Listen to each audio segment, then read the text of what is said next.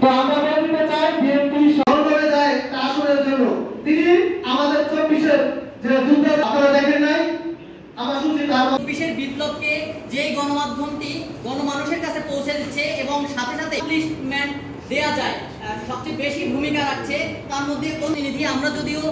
সাংবাদিকদেরকে সেভাবে আহ্বান করতে পারিনি তিনি আমাদের আজকের অনুষ্ঠানে আনন্দিত করে তুলেছেন এজন্য আমরা আমার দেশের জন্য মূলত সবাই অসংখ্য ধন্যবাদ আমরা আমাদের অনুষ্ঠানের শেষ পর্যায়ে চলেছি আমার দেশের প্রতিনিধি জনাব ইউনূস শরীফ ভাইকে সকলের উদ্দেশ্যে নতুন বাংলাদেশে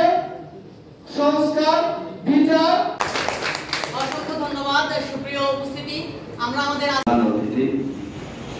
বিশেষ অতিথিদ্বয় সবাই আপনাদের সালাম গ্রহণ করুন আসসালামু আলাইকুম